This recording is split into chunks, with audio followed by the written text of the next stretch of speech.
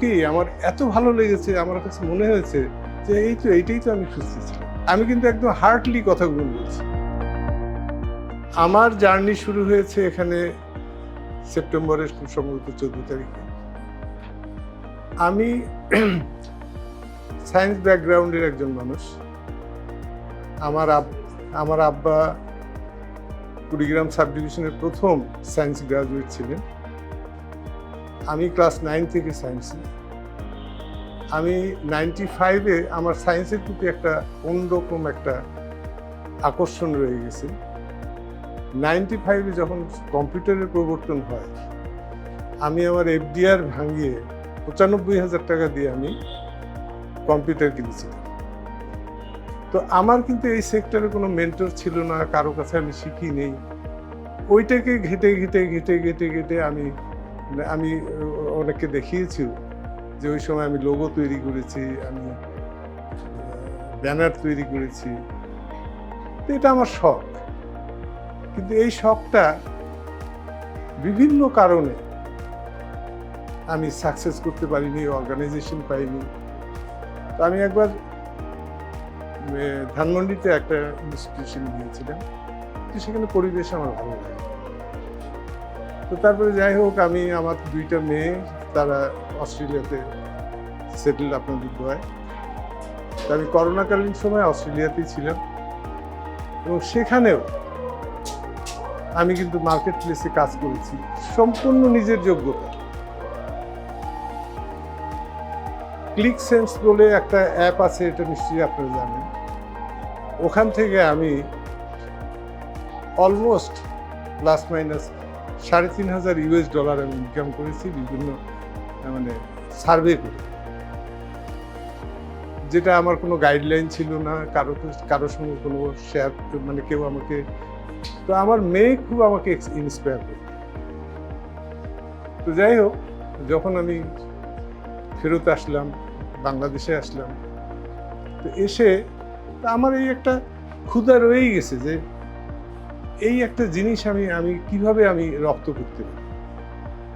তো এটা নিয়ে আমি সর্বপ্রথম ধন্যবাদ দেব আপনাদেরই একজন স্টুডেন্ট, রাইসুল ইসলাম।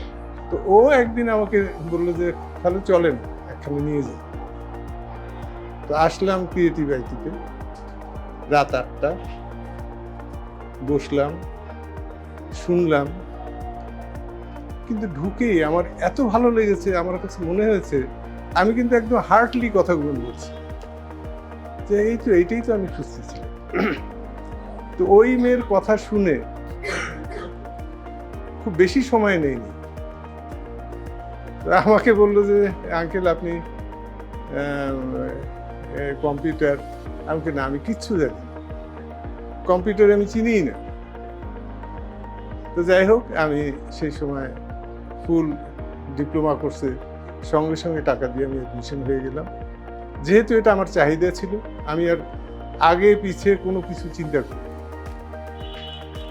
কিন্তু যখন আমি রিক্সায় ফেরত যাচ্ছি, তখন আমি রাইসুলকে জিজ্ঞেস করলাম, আমার ভিতরে একটা দ্বন্দ্ব ছিল যে আমি যে রান করতেছি, তো এখানে এসে আমি কি হবে, তারা আমাকে কিভাবে অ্যাডজাস্ট করবে, এটা নিয়ে আমার খুব সংশয় ছিল।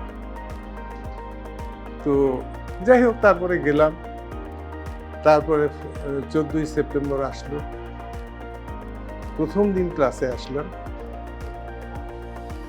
আলহামদুলিল্লাহ, ক্লাসে ঢুকে যাকে আমি পেয়েছি, ঠিক সেটাও কেন যেন আমার কাছে মনে হয় আমি যা চেয়েছি সেটাই পেয়েছি। সেটা হলো আমাদের শ্রদ্ধেয় আব্দুল্লাহ আল মাহমুদ স্যার।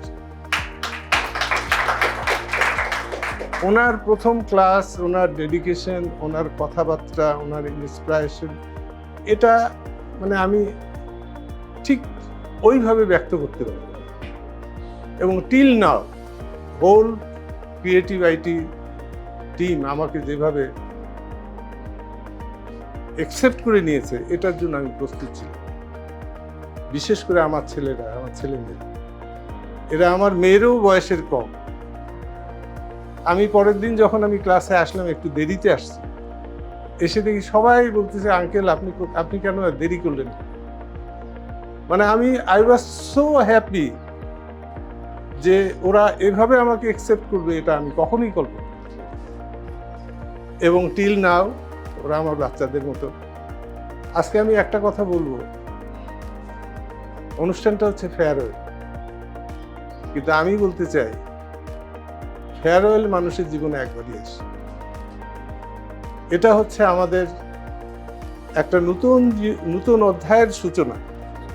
এখান থেকে বের হয়ে আমরা হয়তো যে যার মতন একটা সূচনার অধ্যায়ে প্রবেশ করব এবং আমরা এটাকে এইভাবেই সেলিব্রেট করতে চাই। ক্রিয়েটিভ আইটিকে আমার তরফ থেকে অনেক ধন্যবাদ। কিপ ইন টাচে থাকবো ইনশাল্লাহ। স্যার তো আছেনই, আর আমি বাই দিস টাইম একটা অস্ট্রেলিয়ার একটা প্রাইভেট কোম্পানির একটা কাজ পেয়েছি, ওটা করছি। দোয়া করবেন যেন আমি তো আর আমার তো আর কিছু চাওয়ার নেই, আমার দেওয়ার আছে যথেষ্ট। আপনারা দোয়া করবেন যেন সেই দেওয়াটা আমি দিতে পারি।